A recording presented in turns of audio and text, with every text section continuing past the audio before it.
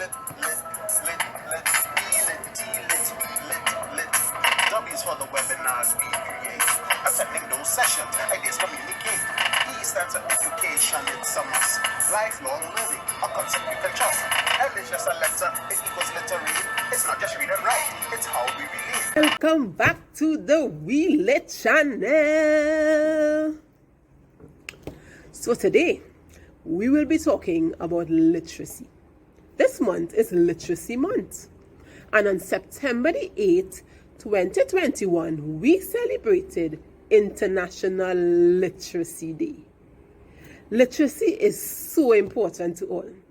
And this year, we have a very exciting theme. It is Literacy for a Human-Centered Recovery, Narrowing the Digital Divide. Parents are always concerned about literacy. That is why we send kids to school. We want them to be literate. But for many, literacy simply means reading, writing, and counting. But do you know that literacy has an even greater meaning? Do you know what is literacy? How can parents assist their students to become literate? What expectations does a parent have from the school system or the education system in aiding their child to be a literate person? And we all know that we are in a pandemic, and access to literacy may have narrowed. What do parents expect government or other officials to do to help narrow this digital divide? All this and more we will discuss this month as we discuss literacy. Today, we would interview a parent and a literacy guru, and her name is Mrs. Marcia Hall. Mrs. Marcia Hall, welcome. Thank you so much for agreeing to this discussion, this well-needed discussion. And I know that you have two students at home, two well-adjusted, academically inclined students. As a parent, what do you think you can do to contribute and to promote literacy at home? So, what responsibility do parents have in promoting literacy to their children? Well, as I said, reading is a matter of the heart. So, parents, it is your privilege to introduce literacy to your child. In your home, you can do so by having books around, by letting them look at the pictures in the book, even if they're not able to read, or you may not be a good reader. As well as, if you can read, you can sit and read with them daily, at least 15 minutes. If they see it is important to you, then it will become important to them. Yes, Auntie Marcia, I must agree with you. Example is the best teacher. So if as parents we set the right example, we could expect literate kids. We know that people across the world are witnessing a dramatic increase in access to information and, by no means, communication. While some people are starved for information, yes, they feel hungry for information, others are flooded with print, broadcast, and digital content. How can parents help their children to access, search, and critically assess and use information wisely? Well, it really comes down to comprehension, so that they can pull the relevant information and leave the rest. This is one of the areas that is taught or should be taught when teaching literacy. It's not a matter of just reading and writing, but it is also a matter of understanding what is read and teaching a child to critically assess the information that they are presented with. Marcia, that was a very comprehensive answer. I must agree with you. Literacy truly involves more than reading and writing. That can only be essential for a preschooler or probably a primary school student. But as a child develops, much more is involved. You see, as a parent, you can assist a child to access and assess information successfully. This is not only the role of a teacher. You must take your child's education in your own hands. What are some questions you can ask your child?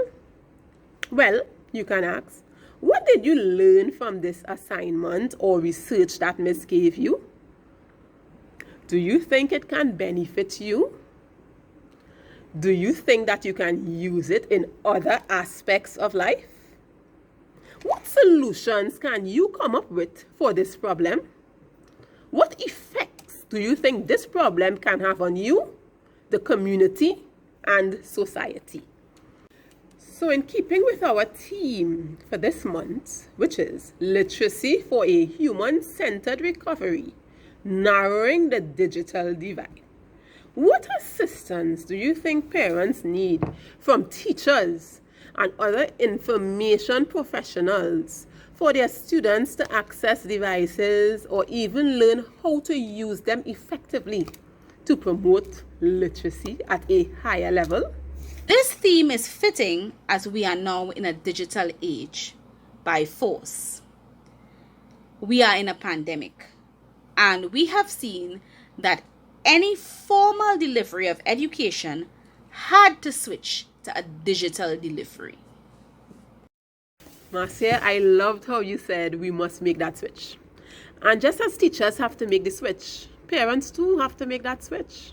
Remember, literacy of your child depends on you. A parent has to have the most vested interest in their child's literacy. So do not solely depend on the teacher. It is your goal. It should be your desire to learn the systems that your child will be using. Probably take a little additional course. It is in your best interest. Not only yours, but your young one. So we both have acknowledged by means of this interview that times have changed. This pandemic has forced us, plunged us into making the change, whether we were ready for the change or not. What recommendations would you give to parents as to how they can embrace this change and still assist their children to be literate at this time? Well, we have turned the corner this term. We are not in practice mode anymore. This is a real thing. Our children's success depends on making the home a place of learning. So we have to set up such spaces. Literacy is not acquired without effort, so no shortcuts. But don't beat yourselves up. Small steps instead of big leaps. Get them to do just a few minutes of reading a day, or look at a book, or, as I said, you sit with them. Get your child excited about books and learning. You have the opportunity as well to seek out services that can help your child. You are no longer limited by just the teacher. So tutors like myself and other professionals are available to help you. There are various organizations in Trinidad that are available for support. There's L.I.T for adults, Dyslexia Association for children. There are organizations such as Moms for Literacy that have been doing this for a very long time. Not to forget your student support services attached to the Ministry of Education, which can guide you accordingly to get help for your child. This was truly an informative discussion. We have come to see that literacy is no longer or should no longer be considered a far-fetched concept. It is in our very reach. It can be at our very fingertips. We all can play a very important role. Today we talked about parents. And didn't we also see from Marcia's lovely words of encouragement that there are many official help that is available, many government agencies, some private companies found right here in Trinidad and Tobago and across the world that can assist you in aiding your child to be a more literate child? Yes, literacy is quite possible. So, Miss Marcia, before we close, do you have any parting words of encouragement for our parents and students? I hope this video has been very informative. We have some very heavy hitting questions we have tackled, but literacy lies at the heart of learning. So every child and adult should be given the opportunity to become literate. And to leave you with a beautiful quote I read: "A reader lives 1,000 lives before he dies. The man who never reads lives only one."